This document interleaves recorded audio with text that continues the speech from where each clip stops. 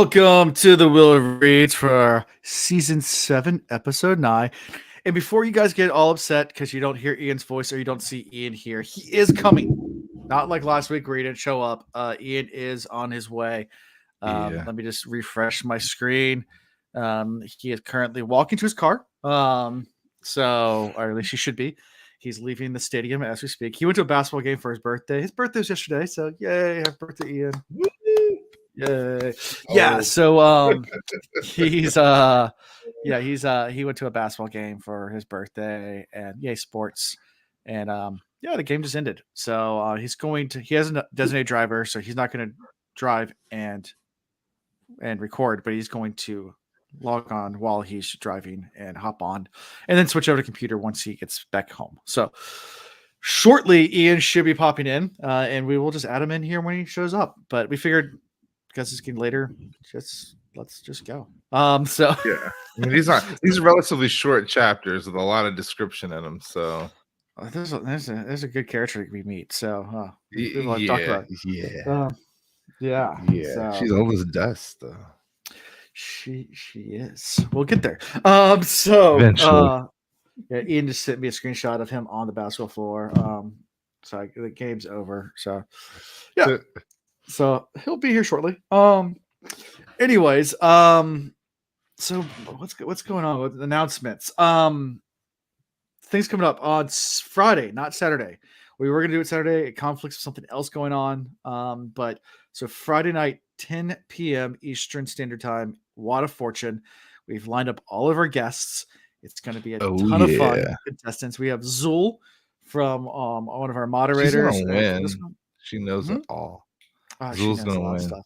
But we also have Lesbian Nerdy, who's a great YouTuber for Wheel of Time stuff, and Jess the Armland Seat. And both Ginny, or Lesbian Nerdy, and Jess are on Tarvalin After Dark. Yeah. So it's going to be it's gonna be interesting. It's gonna be a fun mix. Nabes is not going to be coming. I haven't asked him yet. He usually doesn't do the game show thing, but yeah, I might twist his arm and make him do it at some point. Just be like, hey Nabes, do it. I'll just call him up. I think I have his phone number somewhere. Dude, just once. Let's call him. Davis, come on. Yeah. So anyway, that's that. So that's coming up on that night, and then at some point we're gonna do another Cosmere. I know Chris, you're ready. We're waiting on Ian to be ready. I think he's ready too. We just need to pick a day. So that's gonna be in the next week and a half or so. Either later this week or next week. Probably next week. We'll do some more. Finish Warbreaker. Because I'm ready to start my next. Like yeah, I know. We have these weird lulls at work where I have like 2 or 3 days where I'm kind of sitting just. Yeah, I have a few hours I could kill if I had a good ebook. We might do it Thursday last minute, so stay tuned. And we have Ian walking down the streets of Richmond. So you get a little bit of walking through the streets of Richmond. So welcome to the capital of Virginia. Yeah, at one point in time, the capital of the United States. Briefly, very briefly, it was Williamsburg, then it was Richmond. Look at it. He looks so happy. That is and he's shaven. Did everybody see that? I don't know how to reverse my camera. That's okay. I don't have much of a voice left, but I'll be in the car in a second. Okay. This is great funny. YouTube content right now. Oh, looks like a stroller camera, pretty much. Looks like there's no riots, so that's pretty good. Yeah, Richmond can be a little stroller. That's a stalker. Stroller stalker. Yeah, that too. Cat. Oh, just again. Yeah. Got kids in the picture. Do we need to sign disclosure? I guess public, right? Public, you're allowed to take a picture. So if anybody's listening to our podcast, we're watching literally live Ian walking through the streets of Richmond. Look at that. So how to swap it. Yeah, there you go. Progress. Yes. There you go. Figured ahead. You look so happy. So that's it for announcements on what's going on. Personal life. Where to start? My son had his 5th birthday. Ian had his something birthday yesterday. Yeah. So they share a birthday. So for my son's birthday, we haven't had the party yet. We're doing that this weekend. But we still just did a little presents and everything yesterday. We got back from Florida, went to Florida over the weekend, which was a great trip until the trip home. Flying with they did great flying. It's just that we didn't plan well. We need to take afternoon flights with kids. That's what I learned. It's a learning experience. Taking first in the morning red eye flights, like the first of the morning flights with small children.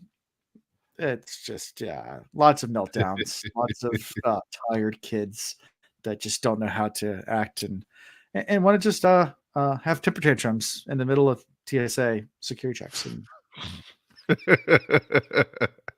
I'm sure they wanted you out of the line just as quickly as. I mean, we're flying out of Orlando, so I'm sure they're used to it. Like, kids leaving Disney World and all upset. I'm sure they're used to it. But you could also tell that because they're used to it, they have no patience for it. They're just like, dude, get together. Get your kid and get them through. Yeah, and get them through security. Like, as my just temper tantrum, like on the ground, kicking, screaming. And I'm like, am I allowed to carry her through the metal detector? Like, how does this work? I don't know. Like, she's old enough to walk, so I don't know if I'm allowed to carry her or not. Can I just throw in the conveyor belt? I mean, because right now I'm ready to. Have you not entered? Are you not entered that stage of parenting where you put a smile on your face and whisper quiet threats to your children? Is that not a thing? Is that maybe that's 80s kids? Maybe you might not be able to do that anymore. I don't know. You just that's what my parents did to me. That's the issue. You left your leash at home. No, we don't put kids on leash, but it was a lot. My mom put us on leash. I felt kind of bad because it's part of the problem is TSA, like they changed the rules up recently. So like kids under a certain age don't have to take their shoes off. Oh. So but my daughter saw everyone taking their shoes off, so she wanted to take her shoes off. But then the guy's like, no, you're too young, put your shoes back on. The security guard said that to my daughter, then she lost it. And I'm like, just listen to the guy. And she's like, I don't know, it's a stranger. I'm just gonna scream. And I'm like, stranger danger. Well. Like, get your shoes on. It's like one of those things. And I know she's tired. I know she's upset. She's confused because everyone else is taking the shoes off. I'm supposed to take my shoes off too. Why is this guy who's this guy telling me to put my shoes on? I'm like, so I was just like, don't arrest me. I'm gonna pick up my child. And they're like, you can't do that. And I was like, what do you want me to do? I mean, literally, there's 1,000 people waiting behind me. Like, it was super crowded. It took 40 minutes just to get to this point, like and wait in line. Like, I was like, okay. Anyway, yeah. So that was my experience, and then getting ready for a birthday party. So that's this weekend, and it's going to be a crazy day because we have 4 kids' birthday parties in the same day, including one that we're hosting. Oh, good Lord! And I'm like, why? Yeah. At that point, you got to be like, look, hon, we're hitting 2 out of 4, and one of them doesn't have to be ours. Well, I'm actually my wife's going to the morning two, and I'm at home, and then I'm going to the one right before my son, so I don't have to do any of the prep work, which I'm actually okay. I'll do that. I get a free pass and just show up to the party. I like that idea. I'll get stuck with the cleanup, but that's okay. So that's my life. That's my life. Just getting ready for all the things. Ian, are you in a place to tell about your life? I am. I'll be quick. We'll just talk about tonight. So my birthday was yesterday. I turned 40. I'm old. I'm losing my voice because we went to a VCU game that was way too close. Basketball game. We were playing Dayton. VCU beat Dayton at Dayton earlier in like a last minute come from behind. So they were coming out for blood today. We ended up losing tonight. It was super close. Horrible with the free throw shooting. Horrible with free throws. Too many fancy shots. Yeah, they were trying to be pretty when they just needed to go out and get points a couple of times. I hate that the game. But at the same time, they still look really good. But we got Meredith here. Hi, Meredith. How are you? Hi. She's so beautiful. And then that's Natalie. Hi, Natalie. How are you? And Evan. What's up, Evan? We were all just like cheering like crazy for the last couple of hours. So yeah, it was a good game. Anyways, we're on our way home. It'll be about a I don't know, 10, 15-minute drive. I'll be mostly on mute, but I'll chime in when I got something to say so you're not hearing the background noise. And then I Yeah. will quickly link up on the computer. So Are you in a sorry place for to talk doing about it on how? the phone. Are you in a place to talk about how everything's hanging? Or are you okay? Oh yeah, No. let's keep it PG Yeah, as kids in the for car. the Yeah, next okay. 15 minutes. Okay. Did you give any background last time? Because I could talk about it Yes. without talking about it. Yes. Yes. Okay, We heard you so had three the eggs in the swelling, basket the on swelling way home. has gone. The swelling has gone down. The antibiotics worked. The Motrin worked. I have the appropriate number of lumps now instead of an inappropriate number of lumps. And yeah, that was My an lovely interesting manly moment. lumps. My lumps. Yeah, it's interesting. You know, I was telling somebody, they were talking about like the history of issues there, and I'm like, here's the thing. I probably never had issues there because I've never thought about it. Unless you take a direct shot injury there, honestly, how often do you think about those guys? You don't. You don't. They're Yeah. just there. You only think about them when there's a problem, and so it's only been after the surgery. So, Yeah. I guess it's a good thing I made it 40 years without having any issues. Yeah. But Yeah. anyway, they're back to good now. Like Awesome. it was interesting is. for a little bit there.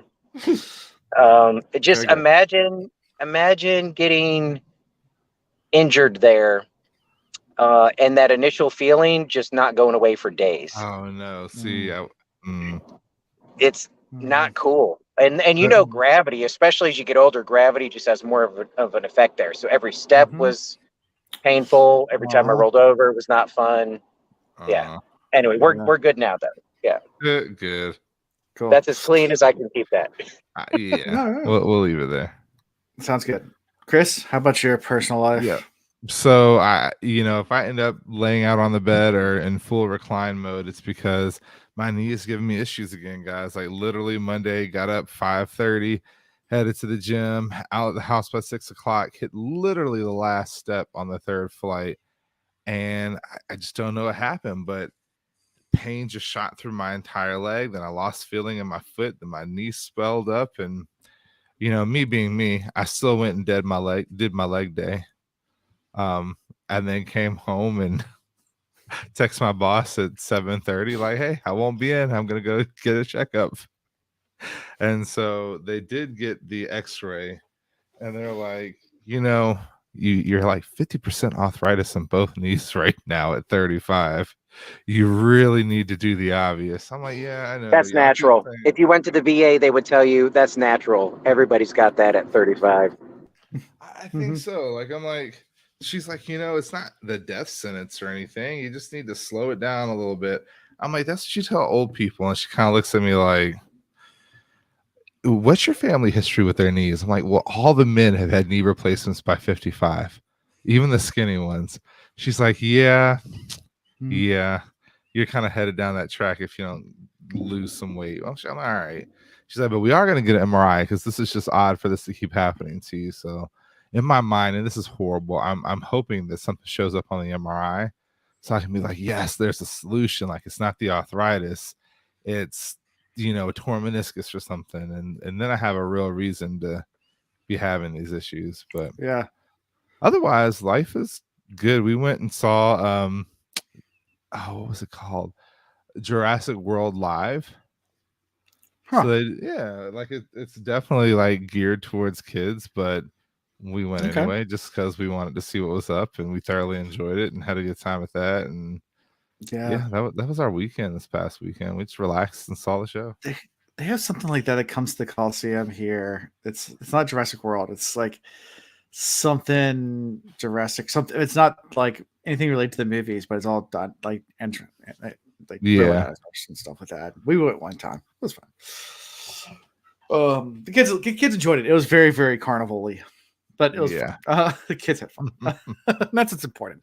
This had like a plot and everything. It was almost like a movie, but it was a lot shorter, which you know what? If we went back to 1.5 hour long movies, I wouldn't be mad. Like I didn't fall asleep. I was fully entertained the whole time.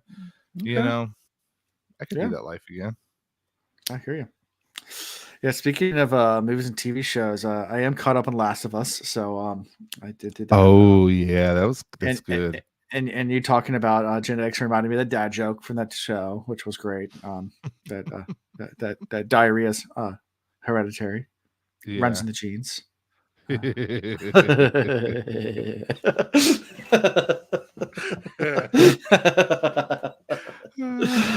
Anyways, I'll be here all night, guys. So yeah, I'm trying to think of anything else. I think that's it. So let's go ahead and get started. No new patrons, so we're just gonna keep rolling. and we haven't done cities and states and places in the world in almost a We year. have it. Yeah, I used to do that all the time. It's a lot. I can look it up right here as we're talking. It takes like 2 seconds to look at those audience. So our newest location is Azerbaijan. Thank you, our listener from Wow. Azerbaijan and Guatemala and Ghana and Montenegro and Palestine and Tanzania and Gambia and Cayman Islands. There's literally hundreds of them now. There's at least 2 of those that I've never heard of. Yeah, African countries, most of those. Yeah, but there's a lot. It's a lot. I quit doing it because I lost track of I used to keep track of all these different countries that listen to us, but yeah, it's a lot. Too much. I understand. I just didn't. Certain things I like to keep track of, and other things I'm like, you know what, this is taking too much of my time. It was easier when the plow first broke the earth, but now we're full on now into as the plow breaks the earth. Chapter 18. Great segue. Let's get into it. And we're in Rand's point of view, and Rand has become kind of what's the best word for Rand? A little shit almost. I mean, he's like paranoid. Yeah, that too. But he's having the Aes Sedai serve him. He's kind of which granted he might be they ruling did put him the in a world. box. Yeah, they did put him in a box, but he's having a meeting with the clan's chiefs. Marana, one of the Aes Sedai, is serving him, and he's just kind of running the show. They're talking about Shido and trying to figure out what their next moves are going to be, and he has a million things going in his head, including Luce Theron, who won't shut up. It's a lot going on. Hey, Chris, question. My concern here is this is the first time I'm really starting to feel a separation between Rand and the Aiel. Up until this point, once he became Kara Khan, the people that were going to follow him, it was absolute following you to the death. I thought there were no doubts there, but I'm starting to get a sprinkling, just a little hint of doubt from them. Are you feeling that? And do you, are we worried about that? Are we going to lose more Aiel? What's happening here? I mean, the prophecy is that he'll break them and destroy them. I mean, that's kind of where I was going to go with it. I mean, I think we are, like you said, the first time seeing Aiel have real doubt, and they don't know how to handle that. Mm-hmm. And they have witnessed their own level of separation. They've battled each other. They've had the wise one on the battlefield now, and they've been fighting each other, which all of this is against custom 100%. So I don't even think they're just questioning him. They're questioning themselves. This is just, their entire cultural knowledge is being shook. And so, it's like going from 8th grade into 9th, or going from 12th grade into college, where you think you know everything and the world is right and you were on top of it all, and then you get thrown into that new setting, and it's like, oh, what do I do? And how do I react? And who's my friend and who isn't? And yeah, it's new rules. Am I worried though? Not really. Rand's still the man. I just think at this point, I'm more worried that he loses himself than he does the Aiels. Is he a man? Boy. Well, hey, we're not there yet. You're jumping ahead. We're jumping ahead. Okay. Chris, I've got a worse reason for not being worried. I think the absolute support we've had from the Aiel is going to fall apart. He'll probably have at least some that stick with him to the bitter end, but we're going to lose some more people. There's going to be more struggles. But I'm not worried because we're remember early on I talked about how we kept escalating. There's Trollocs. Oh my gosh, these are the worst things ever. And then it was the Fates. Oh my gosh, now these are the worst things ever. And then the Gray Men, and then the Forsaken. I feel like we're at a level where our bad guys, the people that Rand is actually contending with, Aiel can't do anything. We used to think they Very were true. so invincible, but already, like the last battle that Rand was in, like they were getting diced up with, they're turning into pawns. They're not knights and rooks anymore. So And thinking about it realistically, the baddest MFers right now are the Ashaman, and they are at the moment yes, Rand's to control. So it's like Rand's kind of the baddest thing on the yeah, block. Yeah. right. And with the Ashaman, I feel like the best is yet to come, or maybe the worst, but Yeah. there's Yeah. more to come. Sure. That's what I'm feeling there. All right. Yeah. So yeah, I mean, Rand's, and this is where you get the prophecy quote where Rand's thinking about the Aiel, and the Aiel asks, think we'll ever see the threefold land again, and and Rand just thinks about the prophecy in his head. As the plow breaks the earth, he shall break lives of men, and all that is consumed in the fire of his eyes. The trumpets of war shall sound at his footsteps. The ravens feed at his voice, and he shall wear a crown of swords. It's also the namesake of the book. Yeah. Kind of a more darker part of the prophecy. Hey, you're gonna come here and just destroy everything. So I mean, there's definitely tension amongst, like he was saying, amongst the Aiel. I mean, the Aiel miss home. I mean, there's at this tension point. all over though. The other side of that is the Aiel feel this level of resentment towards, but also like honor owed to the Aes Sedai. But here they are with Rand enslaving them essentially. He's like, pour my tea. Make sure it comes out at 98.6 degrees, because if it's 1 degree more or 1 degree less, I'm sending it back. I'm not going to take it. Yeah. It's a bit, for their culture, that's like just, it's tough. Plus they've met Aes Sedai, and that's part of the problem too. Whenever you have like a culture that reveres a group of people that you haven't met, you can put them on a pedestal, and then you actually meet them, and they're like, yeah, that's not that great. It reminds me almost of like the cargo cults from like World War II. Like I think Vanuatu and a couple other islands in the South Pacific actually started worshiping American planes and Americans in general, because during World War II they were a tribal nation, and we would drop food packages from the sky to try to I guess befriend the tribal people, so we could build air bases on their islands to fight the Japanese. And to them, these planes came over and just dropped food from the sky, so they thought they were gods, and they started to build idols of wooden planes and things like that on their beach to try to get the gods to come back to bring them more food, yada yada yada. And then World War II ends, and then American tourism comes, and the actual planes come, and they realize, hey, these guys are just a bunch of assholes, and those religions all went away. But they were revered for like a good 20 years. They were super revered, and actually even worshipped, until they realized, and with the Aiel culture, I kind of had that kind of feel like they had this ancient passed down about they were servants of the Aes Sedai, and the Aes Sedai are up on this pedestal, and now they've met the Aes Sedai. That's part of the problem too, is where they don't know. I've been taught my entire life that these are these people, but they're not what probably as never meet your heroes. Good. Yeah, that's what I'm trying to say. I've got a shorter story. I just remember when I started 9th grade at Heritage High School, somebody was like, oh man, have you met this dude, Alan Witt? He's super cool. And I was like, no. Oh, and then I met Alan, and Alan was like, hi, I'm Alan. And I was like, oh, really? And I, just kind of, from then on, it was kind of, I don't know, meh. I'm just kidding. I love you, man. I think the first time I met you, my cheeks were swollen because it was before school started. It was golf tryouts, and I had my wisdom teeth pulled that summer, and they got infected, and I had chickmunk cheeks. And I think I came to practice, and first time he looks at me, he goes, "What's wrong with your face? Did you lose a fight? What is? All swollen black. Gotta be careful who you talk back to, boy. What a way to start. That's great. Yeah. Big swollen cheeks.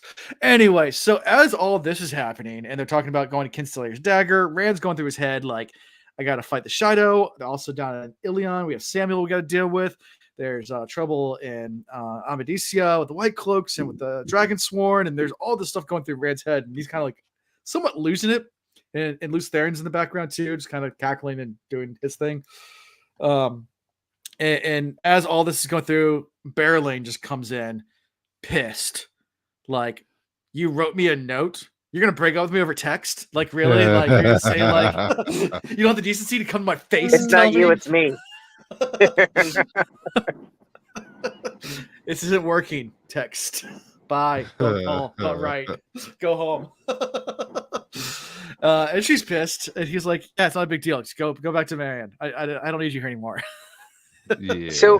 So far, like what we've read about Barrelane, like I'm hoping we find out more about her, or she like plays a more significant role. From my perspective reading, she's just like this very talented temptress. And I'm a little more intrigued because she's had this Aes Sedai advising her for so long. And I think if the Aes Sedai thought it was important enough to advise her, then there is something significant about her. But I don't know what that is. From the reader perspective, she just knows how to flaunt her stuff. And I mean, she controlled her own little mini nation, so right. That's impressive, but like, still, I don't know all the nuances of it. I'm sure there's more to it, but it doesn't bother me that Rand is kind of dismissive of her. But at the same time, he's not. He's like, hey, I'm gonna remember you. I'm still thinking about you, but you need to get on out of here.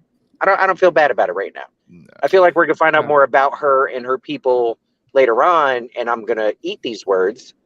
But as of right now, from what I know, meh. Just send her on her way. I think what I feel more bad for, what we kind of skipped over, is the idea that the Shido wise ones will be dealt with by wise ones. You know, rethinking or recapping what you had said about, like, how do we feel about the Aiel right now? The literal disgust that they have of the actions that they're taking means we're probably going to lose more of the forces just to self-search. And this is going to be interesting because since wise ones have never fought against each other like that, there's no standard punishment. They probably have nothing written for like, all right, if this happens, what do we do? So they're kind of flying by the seat of their pants, even how to respond to this. So if it's too drastic, you're going to lose people like, oh, that's too much. If it's not enough, you're going to lose people that are like, oh, you didn't respond harsh enough. It's just new. It's new territory. Too, they still have a level of honor attached to them.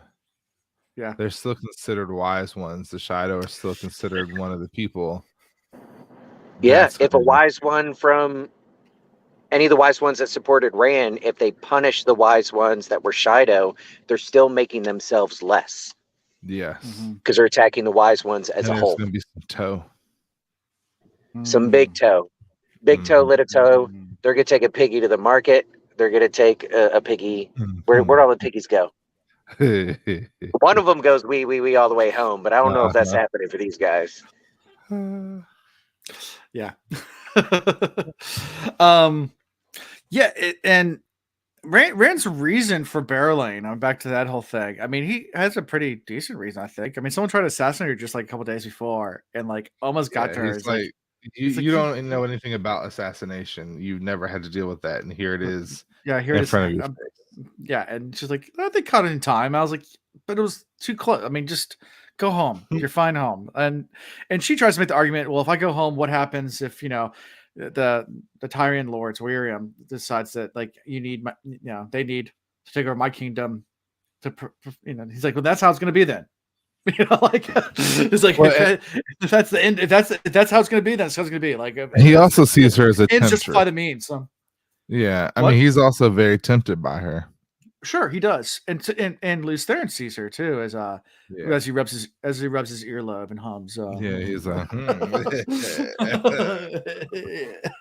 of a little greasy there. He's like, if that dress was just a little bit shorter, I wouldn't let you wear it.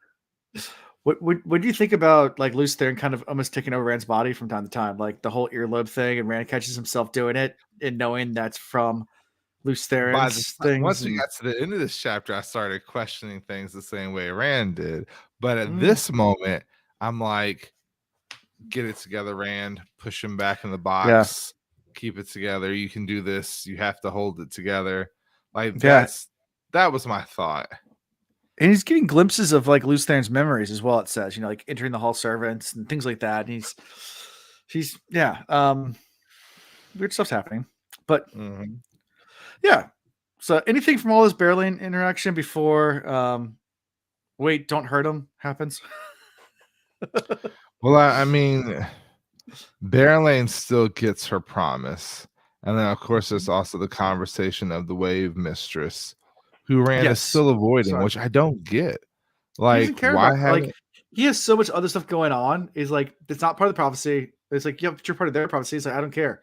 Like, I got all these other things happening. An army is still an army. And if there's a potential that you can gain another 5,000, 50,000 people, you need to, because it could go the other way too. These people literally can dock themselves in your harbor, stop the flow of trade, and then attack you whenever they want. Like, they're an issue that you need to deal with one way or the other. Sure. Yeah. Unless Matt deals with it. He finds his wife on one of the ships. She just so happens to be a princess. And okay. It could happen that way too. Maybe. We got a maybe and not a sure. Sure. I'll take that. Interesting. So I'm putting that maybe in my spreadsheets. Good job, Chris. There you go. Hey, I'm going to run to get my computer. Be back in like 2 minutes. Okay, sounds good. So we're gonna lose Ian for some of the most fun parts. He's still getting great quality for being on a cell phone. I gotta give him that. Yes, yeah. But that's, so he's gonna set the computer up. Should we wait for him or should we just keep going? I feel like we should wait. I can edit all this out for the podcast, but anyway, yeah. So we're live. Keep going. Keep going. Wait. What do you guys out there? What do you guys in chat? In the chat, what are your questions for us right now? What are your thoughts on all of this? Especially for those of you that have just read the chapters with us. Yeah. Before we meet good old Cadsuane. Come on, I know we got some fast Twitter fingers. Like now, everybody's there's a delay. There's a delay from when we speak to when they can hear us. There's about a 10-second delay. So yeah, so we have to say something and then we have to wait like 30 seconds for them to. Yeah, let's all like the video. There we go. I did do that. Now I liked it. Yeah. What do you think of China and the Taiwan? Oh, is there something going on? I'll be honest with you. I stopped I watching saw the balloon. I saw the Yeah. balloon get shot down. That was done right there from people at Langley. So Yeah, from right down the it was street. done by the people right down the street from where The where new Alan still patches. lives. Yeah, the patches. Let me see if I can find them. The squadron patches. Someone sent me a picture. Let me see if I can find it. Nope, that's wrong. Let's see, here it is. Let's see, hold the screen. Oh, You see what it says? float around and find out. Float around and find out. Yeah, the F-22 wing, first fighter wings out of Langley. Yeah, they're pretty impressive planes. You see it. I mean, growing up here, you see them all the time. We see it all the time. So for us, fly overhead. If we're being completely honest, airplanes flying over top of us are nothing new, and airplanes shooting at things now, it's nothing new either. And the Chinese being upset at us is nothing new. We have too many military friends and family to really have any thought other than that's per usual. There are stuff that I hear about or have heard about, and then like 3 months later it's in a magazine, Yeah, that's a good point. Being here in Hampton Roads, if you're not directly affiliated with the military, people that are in the military, so you hear the scuttlebutt, and there's stuff like this that goes on internationally around the world all the time. Yeah. And I'm not encouraging you to read these portions of like the news articles because it'll just get your blood pressure up. And everybody's constantly tit for tat. I mean, what China's been doing and building islands out of nowhere, and then we do this, and then we send weapons there, and then they do this, and then it's nonstop. Mm-hmm. So yeah, that's kind of how I was. I was like, nothing new. It'd have been a lot cooler if we shot it down sooner, but whatever. I wish an A-10 took it down. Like, send the Warthog. Everybody loves the Warthog. It's true. You had to know the F-22. Everybody would be like, all right, that was a little bit overkill, right? That's like squashing a mosquito with a Moab, right? Like, that's a bit much. The space war thing, I'd love to see Gundams become a real thing. If I'm being honest, I've always like, if Gundams become a real thing, I will lose 150 pounds and join the military. Yeah. Our Jedi's multipass, fifth element. You gotta do the. Yeah. Anyway, so I'm slowly setting up and transitioning to my laptop, but I am here. So if you want to get started on this next awesome scene, I won't officially make the switch to laptop until we're at a good stopping point. Okay, cool. We'll go right into it. So yeah, at this point, one of the Aes Sedai, I can't remember which one, yells, "Cadsuane, don't hurt him!" Or don't hurt him. And this woman barges through and immediately Rand feels Sidar tickle. Like so much channeling. Marana darts through the ward, hands out stretched. "No, Cadsuane," she screamed. "You mustn't harm him. You must not." That right there, the amount of confusion that hit me, I'm like, who is this person and why? Like, are we really afraid that one Aes Sedai is going to be able to harm Rand? And it's ironic that her name is Cadsuane because we're not there yet, but just her presence and the way she acts and the way she treats people really does remind me of a cat. And now, having had a cat for months, they walk into whatever room they want. They address whomever they want, however they want, whenever they want. If they don't want to address you, they flat out ignore you. And the more attention you give them, the less they want from you. Just perfect name for this person. Yeah. Yeah, am I the only one that's floored that after everything that's happened, that Rand didn't immediately like do some sort of channeling that would bind her up or restrict her or something like that? Bro, the fact that held back.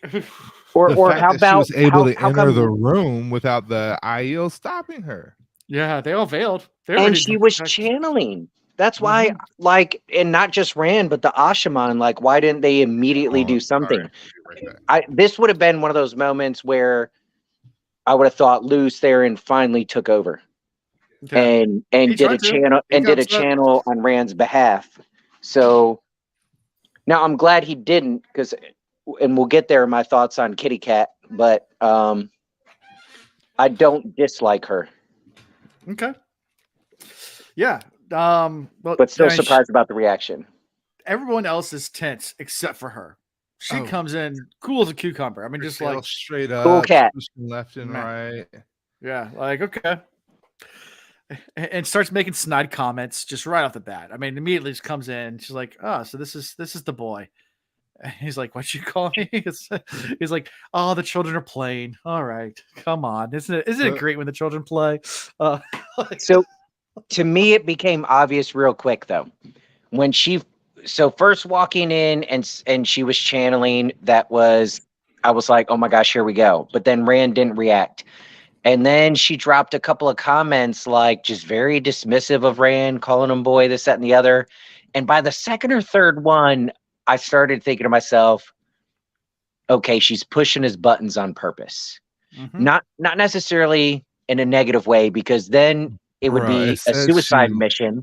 She looked at them maidens and just shook her head. Yeah, she was assessing things. She was looking for what reactions she got. It just seemed very intentional, but it didn't seem threatening.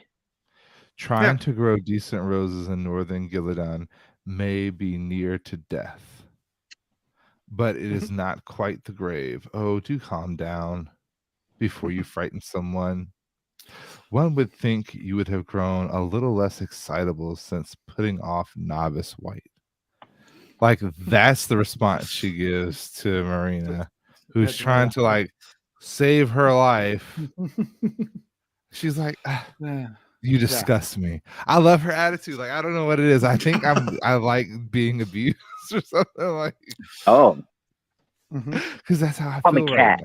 now. Okay, cat. Call me kitty cat. Yeah. So and she takes control of the situation. I mean, Rand's trying to ask her questions like, answer your reason for being here, and she's like, how about you get some tea? Like, we'll talk. But yeah, give us some tea. Who are you? He demanded. What Aja? Read by Miriam's reaction. Yeah. But for a red sister, she simply walked in like this alone would require suicidal courage. What do you want? She's like, again, lingered gaze, just rolled her eyes, looked away. She is just like a cat. Like did Jordan own cats? He's probably a dog person. He's probably a dog guy. Yeah. Because as a dog person, this is how I would describe a cat. Yeah. Yep. As a cat person, this is how I describe a cat. Yeah. So yeah, and she kind of like dresses him down a bit, talking about, I guess, you get a little bit of bits and pieces that she's hunted down many male channelers, even though she's not red. She finally says, "I'm green." If you have to know, I'm green Aja, and I've hunted down tons of false dragons and Minikin channel, and I've been around for a long time, and probably one of the most powerful Aes Sedai there is, and everybody had assumed she was dead because of old age, and here she is just showing back up, and everyone's in shock. At least the Aes Sedai are all in shock that she's even here. The Ashaman on high alert, ready to attack. And Rand's like, well, clearly we don't want to mess with her. Like, just do nothing. Let's see where this goes. Right. Exactly. So yeah. Now Ian's back on his regular mic. So. Oh, sorry, I dropped it right as you said that. Yeah. So at this point also, Luce Theron has been going crazy in his head, and finally gets confused. Like, Rand's trying to figure out why is she trying to goad him? Why is she trying to get him a rise out of him? He's like, that's what she wants, and I'm not going to give it to her. I'm going to take the high road, and I'm just going to try to play cool too. And she just keeps on. Rand says that, or Rand Luce thinks Theron? that. Well, I think Rand thinks that. Rand, okay. Even if that's what he thought for a moment, you gotta don't be so casual cool in saying that. He was panicking. Oh yeah. He wasn't calm and collected here. He felt threatened. Mm-hmm. He was reacting. He wasn't I don't know. Yeah. I guess just leave it at that. Has Rand been in control yet though? Right, that's the thing. He felt out of control, and he was trying to be in control. But when he's in the presence of somebody who is truly self-aware, and in the presence of somebody who truly has real control, he reverts back to just being apprehensive and insignificant and unsure of himself. So that's why. And the more we read her comments, that's why I felt less threatened by her, and I felt more hopeful, because she was testing him, and she even told him, she was like, you're just a lost boy, you're young, you don't know what the heck is going on, you're just you're in over your head, basically. And so I'm thinking to myself, okay, if she's this Aes Sedai that been around for a bit, traveling by herself, and we find out more about her travels later and how she's kind of at times separated herself from the tower. But I'm like, at this point, I'm already starting to think, could this be the Aes Sedai that kind of takes Moraine's place in being an advisor to Rand? No, not at all. No, I'll give you. Sorry, the dog just attacked my mic. I'm not going to give you the answer. How old do you think she is? I want to say over Over 200. 100. Oh, you went 200. I'm going I would over say at 2. least over 100. Okay. I would say And definitely at you're- least over 100, but I would gamble and say over 2. It does eventually tell you. I think it tells the books, but yeah, it's Well, can you tell us now? It does. That's not a spoiler. it's not really a spoiler. If She's we're almost close, it's not a spoiler. She is 5 years shy of being 300 years old. Oh, Whoa, wow. that's even pushing what I was thinking. But that's the vibe. I mean, that's the vibe you get in these chapters. Very, Like, very true. Very true. She's there's very other older Aes Sedai that are like, I thought. You were Okay, she dead, does say like, she's a older long than time ago. 270. Okay. Yeah. Okay. Yeah, and we get to this later in the next chapter about like some of her, because they start talking about But I her mean, she legend like behind out. her, but she's She outright like looks at Verlaine and she's like, my first lady of Mayan. I gotta speak to this young man alone. So I need you to go. Bow to the Lord, and boy, bow to the woman, and while you're at it, tell your Aiel they can go away, and you know what, just all of you are dismissed. And I've heard rumor that you have some very important duties here, so I won't keep you from them. Get out of here. Yeah, get out of here. Yeah. like she tries to give her an out, but she basically dismisses her, and everybody knows it. Yep. And then she turns and says something along the lines of, "So have you started hearing the voices yet?" She's got to deal with lots of men that So can channel. casual, it just hits him with it. Yeah, it just hits him with it, and he immediately starts like going inside his head, like, "Luz, where are you? Where are you? I need you right now." And it's like, and like Luz is gone. He's like, "Nope, I'm out." See, that's the part that bothered me about this whole situation. I'm gonna let you say what you have to say, but that bothered me. Ian, go ahead. I'm just kind of repeating myself. Again, this is where it just starts piling on for me. I think it's because recognizing where Rand's at and that he is so alone. I mean, even with Min there just loving on him and everything, Min doesn't know what he's going through. Like, Rand is on an island, and we've already talked about how we feel like he's on this precipice of Luz taking over, and he's going nuts. He doesn't know what front to fight on. He's got enemies popping up everywhere. And this person that comes in knows more about him than anybody else already. So like, I'm stupidly optimistic. Excuse me, hiccup. Like, I'm almost begging Jordan to make her an ally of Rand. I want that so bad. And maybe I have blinders on because I want it so bad. I'm trying to see it happen. Yeah. But I mean, well, and I'll save that for later when we get into her history a little bit more in the next chapter. But this feeling keeps growing. And this is my main theme of these 2 chapters, is that I hope and pray she becomes an ally. And there's many reasons why. But. So also not a spoiler, but for anyone, so people have been asking when we're going to read New Spring. And this is the reason why a lot of people say after book 5 it's fine to do it, but Cadsuane, this is not really a spoiler. She's in New Spring. It's the prequel. I wanted them to get this Cadsuane first before reading New Spring. So that's why. That's fair. That this is the whole reason why I pushed it off. So, Kitty Cat. Can we just start calling her Kitty Cat? you can call her whatever you want. Okay. I'm gonna call her Kitty Cat. Can we call her Kitty though? She's been around for a minute. She's more like a cougar. She's OG. Wait, you've seen Wedding Crashers, right? Yeah, yes, I have. It's been a while. Where though. she's talking to what's his name? She's like, "Call me Cat." And he's like, "Okay, Cat." She's like, "Call me Kitty Cat." Yes, yeah, that's who I was thinking of. Listening to this. Yeah, okay, we could do that. Experienced lady taking charge. Yeah, very much so. This whole conversation with the voices gets Rand upset. I mean, he gets really mad. At that point, he's like, "All right, everyone out. Ashman out. Aiel out. Everybody out." I mean, I think like she speaks almost absently, frowning at the flattened sphere of silver and gold. Oh yeah, because he crushes madness. Voices conversing with them, telling them what to do. The teapot drifted gently to the floor by her feet. Have you heard any? Like, it really created doubt for me as a reader, because we read about Luz back in book 1 prologue. Yeah.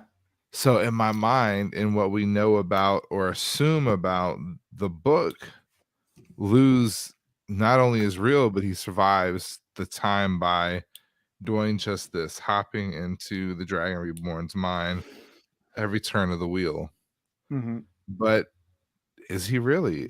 Is it really just the magic driving men to madness? And she, with all of her knowledge and her coolness and her conversation and her just raw power or seeming power, has already been able to put this doubt into my mind just this quickly. Yeah. So Yeah, definitely. And we kind of brushed over this, or we didn't talk about it, was when she asked for tea and Rand channeled the tea over to her, and you get the 3 different reactions from 3 different Aes Sedai sisters. Like one quilled back like a viper, seeing a male, but Cadsuane just took the tea, took a little sip of it, and like, okay, that's nice. good. Yeah, great tea. Good tea. Yeah, that's good stuff. Like, not like, doesn't even care, not even phased. Yeah. By it, like, at all. So. But and she's dealt with men that can channel already, so like this isn't new to her. So no, it's not. She's dealt with men who can channel, and she's not a red. Now I'm back to my optimism. What kind of time did she spend with these men that can channel? Instead of immediately seeking to destroy them, did she just observe them from a distance? She's been around for a while. Did she spend time with some of them? Yeah. I mean, she talks about that, like that they all weep in the end. In the next chapter, we're definitely gonna get. So she has intimate knowledge of the process. Like, I just, again, I'll save it, but I'm very hopeful here. I'm optimistic. Yeah, definitely. We got some new books for your optimism. Cadsuane nonchalantly just is like, all right, well, I'll leave, but can I take some of the, Miranda and Honora with me? Because I need to talk to them. And Rand's like, I don't care. Just get out of here. Everyone get out. I want to be alone. She knew what she was doing. She's like, I'm going to take him off so much. He just wants to be alone. And then I get what I want. Yep. So she walks out. He throws the scepter, slams into a chair, quivering and upset. And right as he's in his own anger, the door opens again and about to bite it, but then he sees Adrian, the head of the school that he founded, coming in like in tears, just collapsing to Rand to tell before some bad we news. Jump straight into that. I want to label Rand's reaction a little differently. It wasn't just he was upset and throwing stuff. He was borderline full-on temper tantrum. And this speaks to, again, I'm falling in love with Kitty Cat.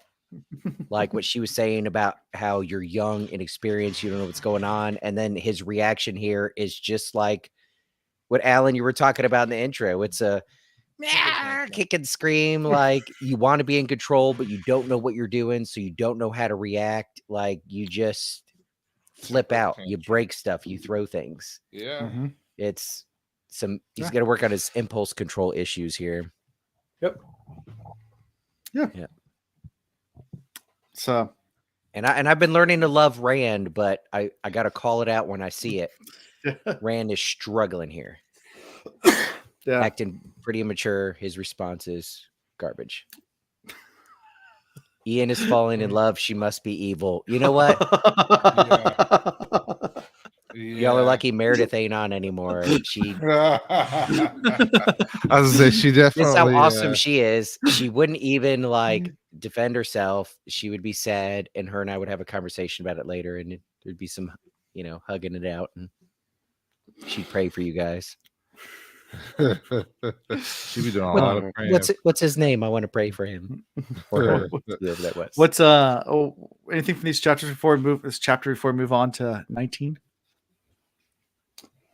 Yeah. Wait, did you get into the person storming in, or is that how the chapter ends? That's how the chapter ends. The person storming, she falls into his arms crying. She didn't say why. Right. We learn in the next chapter why. Gotcha. Okay. If anything, me trying to feel sorry for Rand. This episode ends. He finishes his temper tantrum, and at this point, we don't know what it is, but it's already more bad news piling on top. Yeah. Clearly, somebody coming in crying like this can't be good. Right. Correct. Yep. So I've got feels for Rand. I'm not trying to be too hard on him. Poor guy. Yeah. Let's move on to chapter 19. Diamonds and stars. Shine like a diamond. Diamond in the rough. Hmm. You can. I start seeing some Disney. We got some requests for more Disney songs. We got to get back to that. I That's know. Some Aladdin. we'll practice a little bit and then come back with a Mhm. nice duet. Now that Yeah. we have good internet, we can do it and sing at the same time. Yeah, Some and not be all. surprise. We should I'll just do a edit it. karaoke night. No, we can. We should. So we start this chapter in Miranda's point of view as she's nervously following Cadsuane through the Aes Sedai quarters. And Cadsuane's just asking her a million questions, just about everything. Just interrogating. Yeah, what's going on? We've already established that Kitty Cat is just probably the most impressive Aes Sedai we've run into that's still alive. And they go through if- like kind of her expletives and all of her resume pretty much. Like the only Aes Sedai ever turned down like the sitter position twice. She fled when she heard she was gonna come on a seat. For 10 years she left because they wanted her to be Armor. She's like, well, I'm just don't even talk to me. Yeah, I'm out. But even like if all of that wasn't enough, just consider how all of these Aes Sedai that are dealing with her now, how they've acted towards Rand and towards everybody else, and how just full of themselves they've been, and in front of her they cower almost. Yeah, and I mean, we have the context that we have now. The woman is almost 300 years old.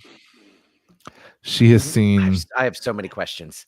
She has watched many of these Amelin in diapers. Like, yes, She's she's known everybody in the tower as a novice, pretty much. yes, Like there's for nobody for 2 generations, if not 3. Yep. Yeah. And all right, so I'm gonna just hit it now because we already dabbled into it. Why am I so excited about her possibly being a mentor? She gives me Moraine vibes. Moraine, I agree. Moraine did not want to stick around the tower, so she's not just so obsessed with the tower Well, politics. she knew Moraine. She doesn't have the tower blinders on. She's been going out like, yes, she's agreeing because she gets with dudes. She got some tower blinders though. Oh, some okay, but not full on, right? I agree. They're partial. There's things about the way that of the tower politics that she straight up ran from. She's lived in the world and she seeks out adventure. So it's not like when she left, she was just out hiding. She couldn't do that. She even talked about like, oh, I tried to grow some flowers for a little bit, but God, that was fucking lame. Like she thought about being a hunter of the horn. Like she's out in the world doing and learning. So I feel like there's a lot of knowledge she's gathered on her own because she has the ability to think by herself and for herself. And I'm hoping it's good knowledge. Was Cadsuane. Yeah. I mean, that was a whole sentence. That was a whole statement. Yeah. And that's saying a lot. Because you know who isn't Cadsuane? Everybody else. Everybody else. It's the one and only. Yeah. These strong, powerful women that were still of the tower. It's the K-A-double-P. Her sleeve. She's the cat that you thought. She's Ian's cat from high school that we thought was dead, that ran away for a long time, and then like one stormy night we're sitting there like hanging out, like watching TV at Ian's house, and also you hear like on the window like scratch. Yeah, came back. We're like, you're still alive? Wait, did we let you in? That cat? No, that cat only came back. Got hit by a car. The car. He came back. I think Ian's mom nursed him back to health, and as soon as I was able to walk, it disappeared again. Like I was like, I'm out. Here's a chance to show me in good light. I nursed the cat back to life. Yeah, my mom helped. Okay, you know, I had to call her for sick because I was a poor college student, so financially I needed her resources. Right, but nursed it back to life. Once the cat was good, the cat looked at me and was like, "Fuck you," and left. One day I put food on the back porch, and then like 2 days went by, and that bowl wasn't touched, and I was like, "Fuck that cat." That cat knows what's up. One day it's gonna pop back up again. It's gonna be enrichment. I know, right? It's gonna knock on the front door like, he's gonna show up all snaggletooth and shit and be like, I got a hangnail, fix it. All right, I'm out. I think I'm gonna die here. I'm gonna live my life. After that, it was like for like 2 weeks. It came back for like 2 weeks, and it had been gone for years. Years. It's the same It was cat. at least 4 years, maybe 5 that it was gone and came back after getting hit Came by a car. back. Got good. That's And how I got feel like my two-step. cats would be. My cats would do that. They would leave, and when they really needed something, they would come back. And then they love you. They're like, "Oh, I love you for treats." So that was Yeah. I that's love Ian's you cat. for- Cat was Cadsuane. So, That's funny. She's coming back to you. yeah, That's too funny. yeah. crazy. So Poor little anyways, dickhead, I can't shoot it. so the Aes Sedai tell Cadsuane all about Dumai's Wells and everything they know about Rand, pretty much, and the Ashaman and all the recent events, and they're kind of going through and I guess it's just trying to glean information is what she's trying to do at this point. And so all these Aes Sedai are dumping all sorts of info. They're telling practically everything, but Mhm. Kitty Cat Practically, but not. but not it right. They're able to they point out that they're able to withhold some of the most important stuff. Mm-hmm. But Kitty Cat doesn't really give reaction to anything save one thing, and this was my favorite. She dissed his tea. No, when the only reaction she gave is when they said that what's her name bonded with Rand. Yeah, I knew you And were gonna be. her response was like, Ugh. shit. I was thinking about taking another word on myself. Like, the first was she response planning to do was- that? Was No, she the planning first to response was like ire, like you shouldn't have done it that way. Well, that like, way, yes. Was it a good thing to do though? But had that not Yeah. happened, do you not get the feeling that Kitty Cat would have had yeah. conversations with Rand to try and make this a mutual? Be like, hey, I don't even think it look, would I have can been a help you. You conversation. can help me. Let's do this. It would have been like, Yeah. boy, you know nothing. You need That to bend the knee to me. hand me your leash and let me hold it Yeah. Yes. because you need me. Yeah, I Yeah. think she was disappointed that she didn't get that bond. And Cadsuane's kind of dressing down all the Aes Sedai too. Like, hey, you guys aren't novices anymore. Act like Aes Sedai.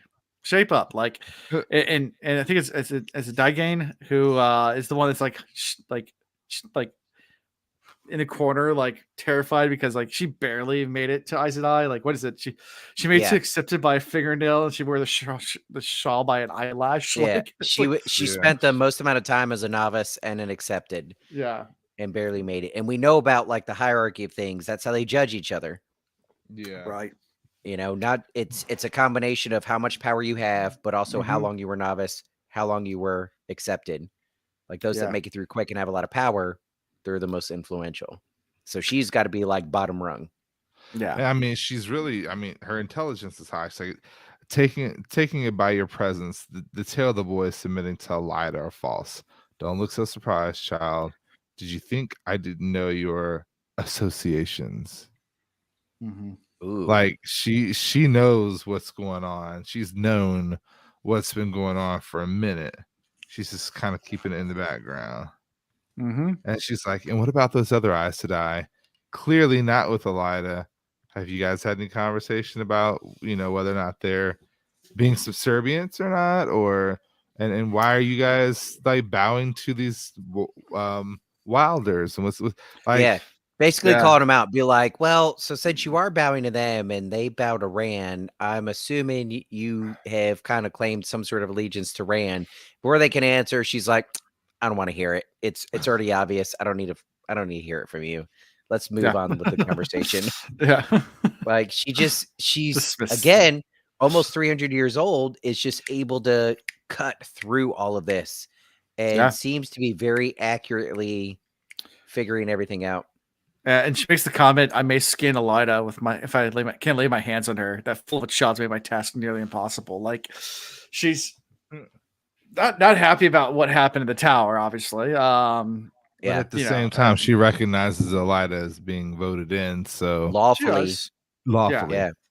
She recognizes at the same time she's definitely not. I don't know where she stands. She's definitely a fence rider.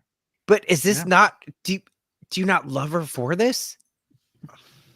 Yes, she's Aes Sedai. Yes, she could be threatening, but there's so much value that could come from her, and she's not like the rest of them. I'm a dog and person. She's part of them, but she's an outsider. Okay, you're a dog person. Let me go look at the fur baby section of our Discord and see how many dogs you've posted versus how many cats you've posted. If you go back to the beginning, you'll see a lot of Winston. Actions speak louder than words. The only reason why I don't have a dog is because I'm in an apartment, and it would be wrong. Yeah. So yeah, so that's, I mean, anything else from this whole Cadsuane section? I know we kind of breezed over it, but our Murano section, walking with Cadsuane, we'll go back to her at the end, but obviously she's OG. She's like the original. She's been around forever. and she's come to take charge and kind of like get everything back in line. She's like, we got Tarmogoyden coming. We got to get everything in line. I'm here to help, but we're doing it my way.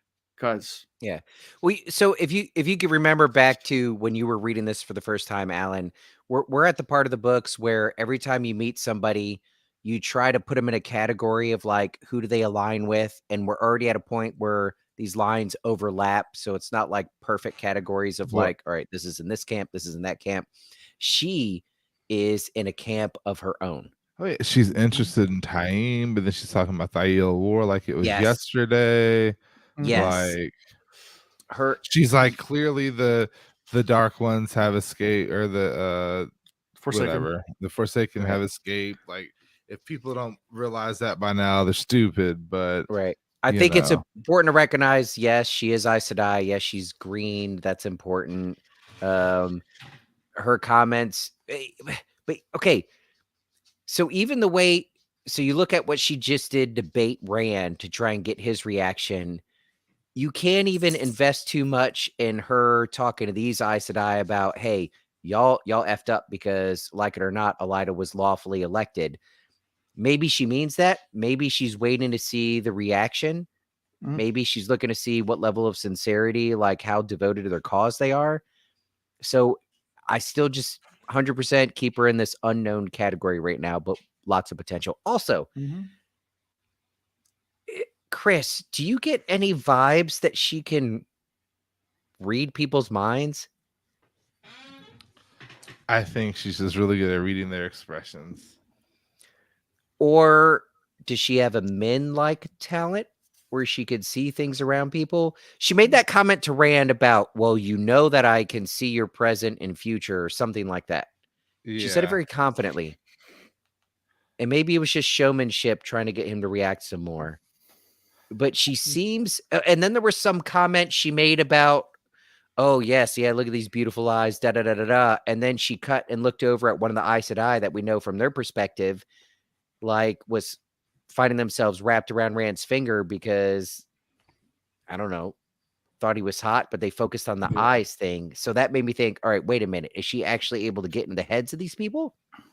Is there some telepathy? I mean, you could be right.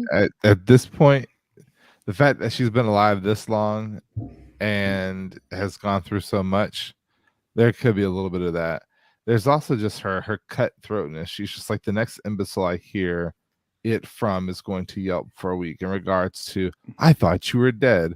She's like, do you not know me? Do you not know who I am? Like, put some respect on my name. Like, right. If you thought I was dead, you clearly don't know me, right? Exactly. I don't know. But yeah, and then I guess full circle, the fact that she's almost 300 years old and clearly very wise, she could just be that good at reading people. Yeah. Because she has so much experience with it. But she's so good at it. I'm telling you, I've had moments of like, is she reading people's minds? Yeah. That's how good she is at it. Yeah. Anyway. So anything from all this before we switch to Min's point of view? No. Can we skip the Min part? This is where we can talk about Harold Fell. That's a part of it. Okay. If you call it, that's what this is about. Yeah, okay. Yeah. So, but Min's coming to tell Rand about Colaver, but as soon as she walks in, the throne room is just like completely disarray. Like everything's toppled over, the mirror's shattered. Rand's just in there, like just distraught. I mean, there was the comment made like, "Oh, he's not. He's kind of out of sorts." Yeah, and she's like, kind of out of sorts. He's messed up. Yeah, and Rand tells her that Harold Fell is dead and was torn apart, like literally torn to pieces. I want to go back real quick. I know we're here, but I'm going to go back a little bit. So you actually managed to kidnap him right out of the palace. And then are you sure of Taim? You sure they didn't arrive on horses? Like, I think she knows more of the power than She knows a lot. she lets on. A whole lot more. Like, You're starting to see it, Chris. Yes. I mean, it was like I'm not gonna say that she's gonna team up with Rand, but It's not that. it It's wouldn't hurt my I want her feelings if to, she because didn't. if she doesn't, if she becomes a foe, Oh yeah, she's that's gonna as be dangerous as any of the Forsaken. And we haven't even talked about it. Could she be Forsaken? Yup. We don't know. I don't think that so. never crossed my mind. Mine either. I don't think so, but we don't I know see the her as exact getting people whereabouts of set, everybody. right. Bigger fear is that she reunites the White Tower, and then Rand has to really make a choice. I just know it's a bad thing if she's working against him and they're working against each other. I can see her popping up and being like, you know what? Hand both the Shaws over for a little bit. Let me sort some things out. Let me get us whole again, because we have, a big battle coming up. And then I'm gonna disappear on y'all again, and I'll see y'all in another 50 years. Like, I'm out. I feel there's kind of a loyal vibe where she's going to need to be around this because it's so interesting. yes, that's all it is for her. Yeah. Yep. Now that That's she's why I in call this her a story, cougar. now that Loyal's a part of this, now that she's a part, they're not going to walk away till. Gosh, I shouldn't have brought up Loyal before I make this statement. Either they're going to be there to the very end, or they're going to die being a part of it. Yeah, There's no walking away at this she point. ain't dying from nothing though. Yeah, and I'm sorry that I even mentioned that possibility when using Loyal's name. I'm sorry. Now I feel depressed. But speaking of death, we get reward of the 2 deaths. Of course, we already knew Harold Fell was dead because that happened at the end of last book. Gollum became then torn to pieces. And they know it's a shadow spawn. They don't know what it is, but there's like, this is just really messed up. And Min's just keeps thinking about the letter or whatever that he had written to her, or written to Rand about her, and just all the sobbiness. But also, Min had just seen Cullivere dead as well, because Cullivere, after she was ousted, hung herself. Oh no! She made herself look real pretty though. Yeah, she did. Yeah. Oh no! During it's all kind of this like, remember end of Game of Thrones when finally the building collapsed on Cersei, and you were like, about damn time. Like, no, I'm sorry. You didn't even feel bad about it. You were just like, you also didn't feel bad because the CGI was horrible, and that's how she died. It was bad. Yeah, I was quick to transition. I saw the Starbucks cup hit her head first, and then trouble. I was so like, I didn't care about it so much. I was like, can we just get to the Hound and his brother? Yeah. Like, that's really what this scene is about. Like, yay, Cersei's dead. Let's move on. Yeah. What's Game of Thrones? That's that's what I feel about if this. If it wasn't this for Game of Thrones, herself. we wouldn't have this podcast, by the way. Yeah. But anyway. Well, probably. I don't know. Even if the book wasn't getting made in the show, like, I think Alan fell in love with this series enough. I think he would have tried this anyways. Yeah. It may not have. But he would have had no idea that I was into stuff like that. Yeah, Chris might not have heard of it. Yeah, it'd have been me and some other sucker. Yeah, there you go. That's the whole of it. Yeah, there you go. So they're both mourning, they're both upset, and Min decides to just bang to get over it. Well, and she even said it. I thought for once it didn't have to be that way. You're Ta'Veren. You can change the pattern. She had it in her mind that the things that she saw could be manipulated by the proximity to Rand, and she had a lot of hope for that. But then at the same time, she's starting high hopes. She's got confirmation that the things that she sees are going to happen. So I think that also allowed her to, like you said, do exactly what came next. Like, kiss me, Rand. And he's like, what? She's like, I'm not teasing. Do it. And so he like gives her the little brotherly kiss, and Take she's it like, in. that ain't enough. I want it all, big boy. And grabs his hair and just like pulls him in. And Mhm. at that point, I was like, well, here we are. I got a Yep. fever. The only cure, more cowbell. I think Rand's about to have 2 babies now. Mhm. Yeah. So Have we finally determined Avienda's really not pregnant yet? She's pregnant. But you think she would have said something to Elaine by now, at least? Nah. yeah. Okay. Yeah. You don't think She so? doesn't know because the wise ones couldn't tell her, and she's a bit naive in that. Okay. And Okay, we we've can go all with that. we've all known. So there's, well, I guess it could happen to all types of women, of all Mhm. shapes and sizes. But within I've known fit women that hide being pregnant for quite some time and then blow up really big towards the end. And then I've known some very blessed women that the entire time you don't know they're pregnant until they're like, I'm going to deliver tomorrow. And you're like, really? That's That interesting. was my mom with my brother. She was already heavy enough to where, or was it with me? Yeah. Maybe I didn't know. I didn't know like the, But she wore a sweater. it's just a fact. Sometimes you don't Yeah, know that's with until me towards because the I was end. born in December. My mom just wore a sweater all the time. Yeah. And she was heavy set, so nobody really questioned it. And so Yeah. Now then I Avienda's was- wearing then I these existed. fancy, she's wearing these fancy dresses now. So Mhm. maybe that's covering up a little bump. And she's sitting Yeah. a lot, and she's Yeah. eating good. She's not Mhm. training as much. I mean, hey, This would be a healthy baby. This would be a 10-pounder. exactly. She's got a little thick. Yeah. All the more appealing.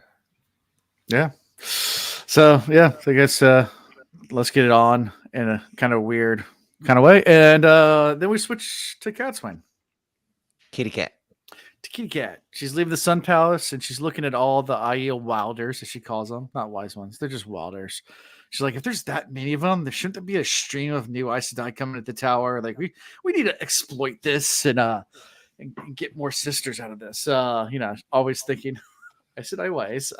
It's crazy though. She like literally abandoned the opportunity to have control of the tower in one way or another and to really be able to make decisions for the tower in one way or the other. But then her mind always goes to the loyalty of the tower. I guess that's just the Aes Sedai way, but Mhm. this Is is where I thinking couldn't that, agree or is with that you. what she's saying? Again, could this be a form of manipulation to see reactions of the Aes But Sedai that's her around her? thought. It's not like she's verbalizing. And that's why I question this whole her hooking up with Rand and being a mentor. Yeah. There's a part of me that believes that she had maybe taken Swan and Moraine in at one point because she makes comments about both Swan and Moraine and how they Yeah. How kind did of Moraine not cross paths fudge with her? things up. I think they did. Like I Yeah, do too. honestly feel like maybe she even set them to their task, but not in the way that they're going about it. Maybe she meant it and like the serve the tower the best way you can and find the Taviran, but they kind of took it upon themselves to shape things a little bit differently. Yeah. Young kids hear things differently. Yeah. Yeah. And yeah, she's at this point, she's also reflecting on her difficult situation with Rand. And she remembers the last time she failed a task was 270 years ago. So that's what it does say in the book that 270 years ago she failed. She's 295. That she knows of. That She might have failed more, and she was just too full of herself to realize. But Yeah, here's yeah. the part where I feel like you may be right. I may skin Elida when I can lay hand on her. That fool child has made my task nearly impossible. Mhm. And then she laughed so abruptly that Diagon stared at her before she could control her eyes, excuse me. Yeah. And then the other person's smile widened in anticipation. Neither understood, and she did not try to explain. All of her life, the fastest way to interest her in anything had been to tell her it was impossible. But then, over 270 years had passed since her last encounter at a task she could not perform. Any day now might be her last, but young Althora would be a fitting end to it all. So the question is in what way is he her last task? She wants to be a mentor. Does she want to be a mentor, or does she? That's why I feel those Moraine vibes. Like, y'all know how much like I hated on Moraine early on, Mm-hmm. but then realized she was just trying to help this guy out, well, these kids out that were just in these impossible situations. Mm-hmm. Like, I feel like this, sir. She's like, all right, I've got nearly 300 years worth of experience. I've made it a point to just travel all over the place. I have all this knowledge. I've gleaned as much as I can from this world.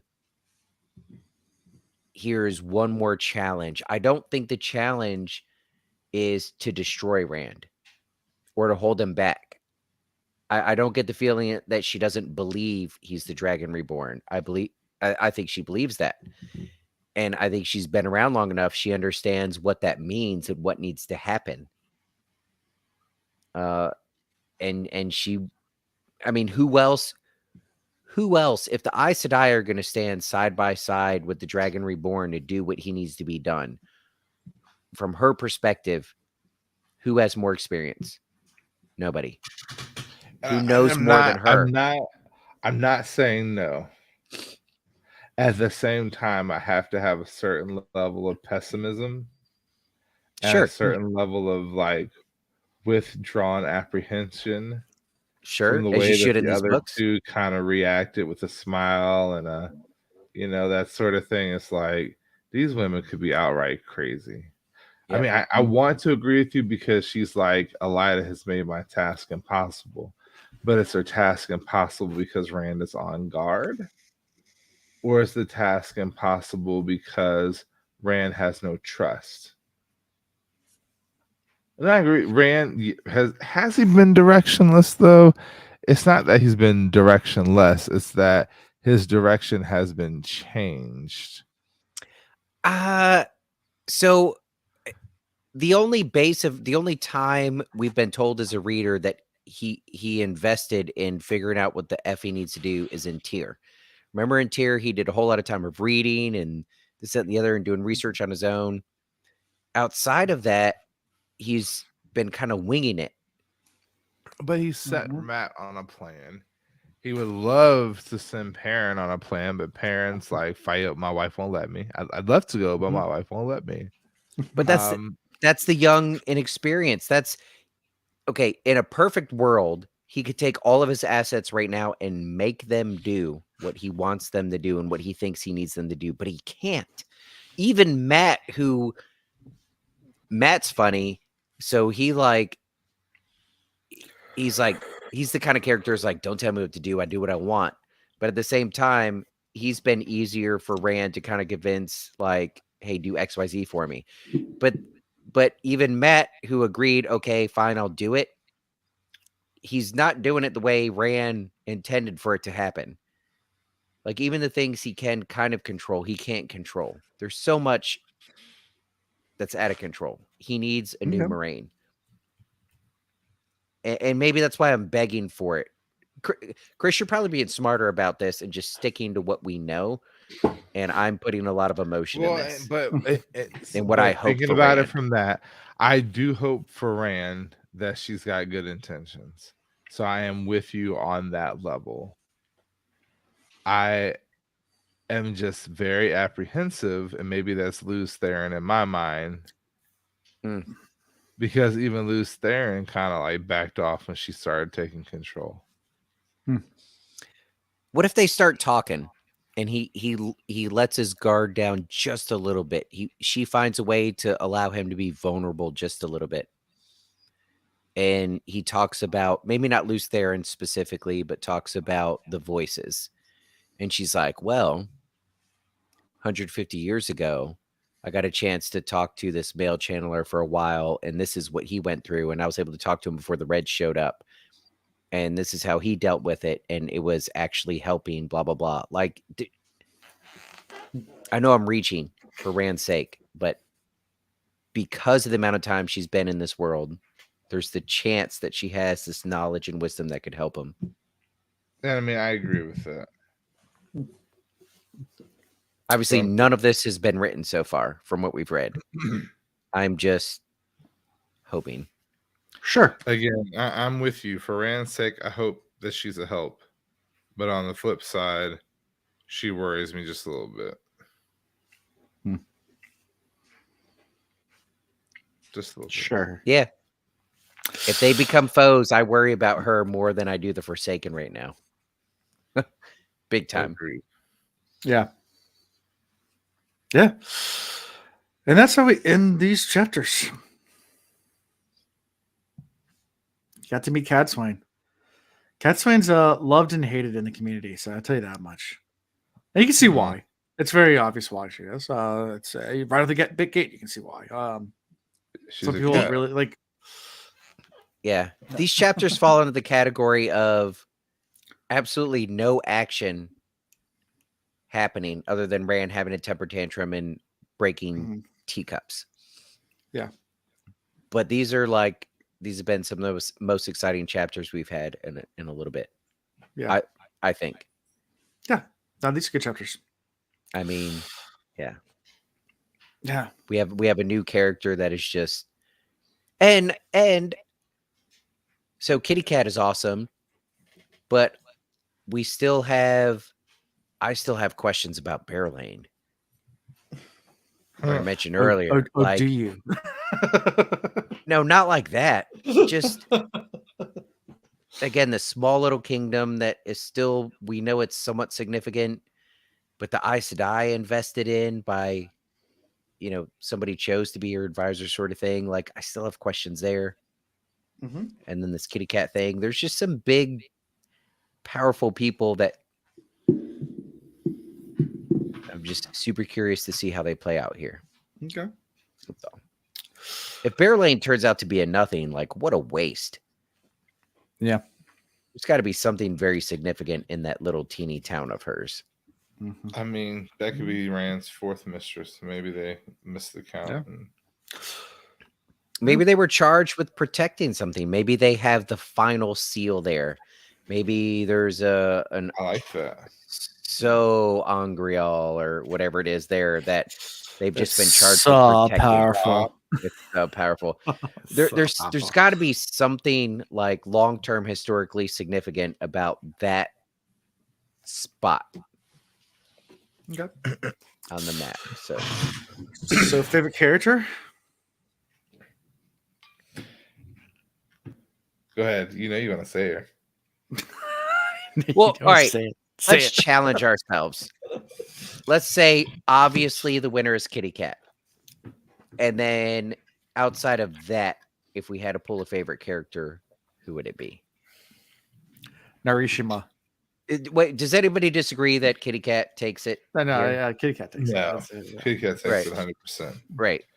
Okay. Narishima, I mean- one of the Ashaman that's not really an Ashaman yet, that had the pretty eyes that just like got all giddy when Yeah. Cadsuane goes, oh, you have pretty No, but- eyes. All right.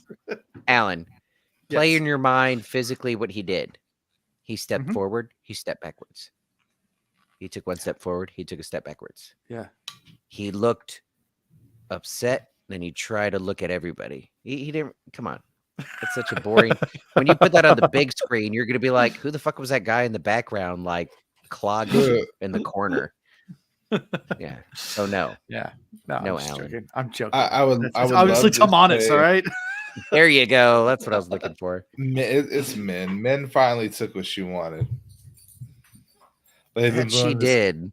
They've been doing this cat and mouse thing for too long. I'm glad that she finally decided to call it what it was and say, look, we're doing this thing. You need some comfort. I need some comfort. Let's have some comfort. Yeah. Love I'm it. proud of her for finally, growing a I vagina. guess. Mhm. There's lots I could say about that, but ultimately there is a time and a place for that. And this That was not it, but well, This is man, I bad. don't know. I don't know. I feel like that he was the under a time lot of for- stress, and They both Was he- needed a relief. yeah, but was he release. in a position to make a good decision? I don't. Hopefully it works out. I mean, is he ever making good decisions? He has. There we go. As the plow breaks the earth, shall Rand get it on with men. I love that. There you go. The plow breaking the earth is a metaphor. Rand is Thus says the chat. Rand has been breaking the earth quite a lot. Well, he's like broken the earth twice. He's still loyal to his wives, future wives. My shout out is to the golem that The golem, the tore the guy apart. Fell apart. Yeah. I mean, without using explosives, to be able to rip apart a body into multiple pieces and just have them flung all over the place, it's not easy. Takes real I've had my shoulder dislocated, and I have dislocated somebody's shoulder and knee before, and it took maximum effort to just take apart a couple of joints. Yeah. So to be able to just pull a whole body apart like that, that's I've dislocated my. you hip might not like before, it, but you got to give walking them up the some credit. stairs. All right, injuries after 35 years old don't count. I was about to say I'm laid up in the bed right now. Oh, that hurts.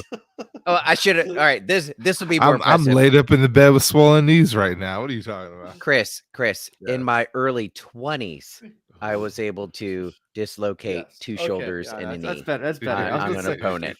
I was like, dude, That you can is look at me something. in a certain direction, like blow a certain way, and my joint will dislocate. Call out Oh from my work. God, What it happened? I slept funny. That was me on I couldn't Monday. even move. Like the other day, I woke up and like literally, I couldn't. I was like doing the full like body turn to like talk to people because like it's so much pain in my neck. Like, something went wrong. It's embarrassing when you're like, yeah, I hit the last stair and then my knee blew out. Well, what were you doing? Walking. Just walking. I also weigh over 400 pounds, but I'm just walking. So I got to come up with a better story for my injury that eventually led to my which is probably going to lead to my med board. They're still figuring that out. There's so many things I did while I was in the Army that were just great, cool stories. Tuck and roll, jumping off of aircraft, jumping off of vehicles, just shoot, move, communicate. That was all the stuff that did all the damage that led up to it. But the straw that broke the camel's back was I caught a bag and I turned and I threw it to the next guy. And then I fell over and I did not get back up. like what? How'd you injure your back? Well, I was moving luggage. But that's not really what did it. More. Yeah. Yeah. It was the fact that I crushed all of my vertebrae over the years until eventually they were like, we can't lift a bag. Harsh, I completely agree. It was a bad block hawk landing. Yeah, took a little hard landing, and just tell people that. Just don't say the bad thing. Just say. I mean, I did everything right. I lifted with my back in a quick jerky motion, and I hyperextended my knees. The knees. Like that's by definition how you do it. And something went pop. Next time, we will not be recording next Tuesday because it is Valentine's Day, and also my wife's birthday is on Valentine's Day. She's a Valentine's baby, and for us to record on her birthday would probably put me in the doghouse. So I'm going to be hanging out with her that night. So we're going to record next week. It just won't be on Tuesday. I'm not sure what day because we also have to do some Cosmere, Ian. Are you ready? I'm done. I'm ready. I've listened to it twice. Maybe we'll do it later this week. And I'm really mad because I had a prediction last time we recorded, but I thought it was too stupid and I didn't say it. And what was it? We'll save it. Light song and how he finally gave his. Oh yeah. It makes so much sense. It but does. I thought it was dumb and I didn't say it. Yep. So cool. we might do that later this week. Maybe I'll talk to the two guys and figure out. All I'm saying is we need another war breaker. Yeah. Oh yeah. So that's cool. that. And then next time we'll be doing 3 chapters. 3. And those chapters are patterns within patterns. So we're quilting. You mean like a weave within a weave? Yeah, like snacks upon snacks upon snacks. I mean, but we realize like the pattern is within the pattern within the pattern. Like we're just repeating and hopefully we break this pattern this go around. Yep. But Does Rand have a Matrix moment where he's able to see the pattern and then able to kind of manipulate it, or is he just always subject to And the he goes, pattern? He goes, whoa. Yeah. You got also Swoven Knight. That's chapter 21. Swoven? Swoven. I've never even heard that word before. That's a Yeah. made up. Yeah, it's a made up word. Okay. Listen, I've never heard that word before. I was about to say that's some shit that would have came out of downtown Newport News at one point. Yeah, Yeah. Yes. That's That nigga was And swoven, then, y'all. He was so chapter- Swoven on he me, was mother- woven. Yeah. And chapter 22, which is small sacrifices. Ooh, I like the sound of that. Just tiny sacrifices. I like the sound of that. Here, You know, I have one right here. it doesn't sound like that big of a deal, but when you add up about 20 of those, it turns into a lot. Yeah, it does. Hey, pennies That's- become and that- nickels. That's how they get you. That's true. Pennies become nickels. Even with the small It adds up. sacrifices, you got to look at the big What do you picture. think the small sacrifice is going to be, though? Mhm. Who might it be? Could it be the little boy? No, Um, We love him too much. He's too cool of a character. but could the girls kind of let Matt go? Like maybe Matt gets captured instead of saving him, let him go, and that's how he ends up moving on and finds his lady friend. Could be. no, that would be too easy. I feel like it'd probably have to do more with Rand making a sacrifice here. Jordan hasn't thrown Mhm. us any bones in a long time with these chapter titles. No. no. He hasn't After done the us any fact, they make favors. only a little bit of sense, Yes. but they're not Yeah. great telltales. Why No. this last chapter, the diamonds and whatever, that didn't make any sense to me at all. Yeah, explain that, Alan. Diamonds do your and job. stars. No, you can't spoil us now. We've been through the chapter. Tell us what it means. I honestly, that's one of the ones where I'm like, All right. In the next 2 minutes before Alan signs us off, whoever in the chat can explain the last chapter title the best, Pressure makes diamonds. they get a mug. Okay. It's got to be good explanation, and it can't be pressure makes diamonds because that's some. Come on, man, entertain us. Yeah. That's being entertaining. I mean, I love you, Chris. Pressure also gets you to the moon. Hey, I mean, we got some fascinating chapter titles coming up, guys. I mean, it's one chapter title, bread and cheese. I'm kidding. When I was in That's gonna Europe, be the I one where they lived off find the that. bowl of wins. Bread and cheese is very exciting to me. If it is something, if it had said beans, that A would have been the good- title that we win. Yeah. Find A the good bowl of fresh wins. baked bread with like a very hearty, hard outer crust and a nice creamy cheese with a lot of flavor to it.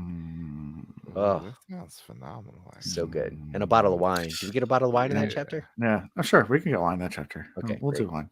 We'll do one. Yeah. Yeah. So I guess how you can find us is at the Will Reads .com. The Will Or Reads you could use .com. you could use a Chinese weather balloon. You could. You You won't could find see anybody much. in the US. Yeah, you won't see a bunch of 7-Elevens. That's the entire United States is held together by 7-Elevens. Like literally. Did you within see the Wawas. memes where it's like that's a lot of Dollar Dollar Generals? Generals.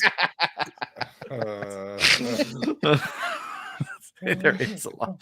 There's more 7-Elevens, man. At least here, we're in Hampton Roads where we are. Lots Like of 'em. literally, you can stand at 7-Eleven and look down the road and see another 7-Eleven. Like, that's true.